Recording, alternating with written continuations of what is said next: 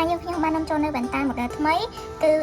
eyewear video recorder ដែលមានកម្រិត HD ដល់ទៅ 18p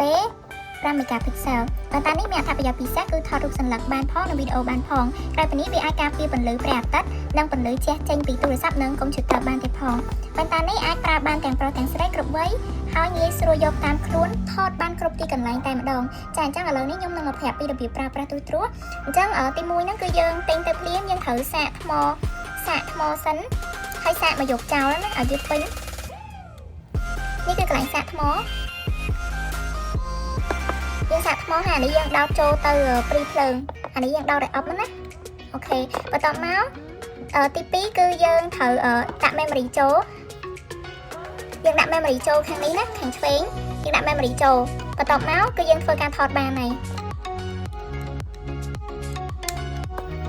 អញ្ចឹងនេះគឺរបៀបថតគឺមាន2ទី1គឺយើងថតរូបភាពទី2គឺយើងថតវីដេអូអញ្ចឹងការថតរូបភាពគឺងាយស្រួលដំបូងគឺយើងត្រូវបើកដំណើរការម៉ាស៊ីនសិនអញ្ចឹងយើងបើកដំណើរការម៉ាស៊ីនគឺយើងចុចរៀងយូរតិចមកគឺវាចេញពណ៌ក្រហមហើយបានន័យថាវា stand by ហើយអញ្ចឹងដល់ពេលដែលយើងថតរូបភាពយើងគ្រាន់តែចុចមកคลิกទេ1អូខេវាថតហើយអញ្ចឹងយើងចង់ថតមួយសន្លឹកទៀតចុចមួយទៀតថតមួយសន្លឹកទៀតអញ្ចឹងឥឡូវគឺយើងដល់ពេលវគ្គថតវីដេអូវិញម្ដងម៉ាស៊ីននៅតែ stand by ពណ៌ក្រហមគឺមានភ្លើងពណ៌ក្រហមហើយវាធានា stand by គឺយើងចុចរៀងយូរបន្តិចមកបានចេញលោតភ្លើង3ដងនិងវាចាប់ផ្ដើមថតវីដេអូលោតភ្លើង3ដងហើយវាលោតវិញអាលោតហ្នឹងគឺវាកំពុងតែថតវីដេអូហើយអញ្ចឹងពេលនេះគឺវាកំពុងតែ record វីដេអូហើយនេះគឺកាមេរ៉ារបស់វាគឺកំពុងតែថតអីដែលនៅមុខវានេះណា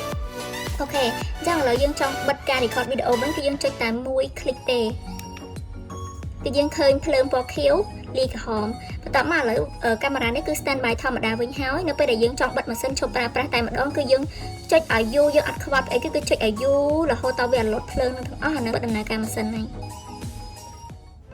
អូខេបិទអស់ហើយអូខេអញ្ចឹងនេះគឺរបៀបប្រើប្រាស់ងាយស្រួលមែនតើងាយស្រួលដាក់តាមខ្លួនហើយវាស្អាតទៀត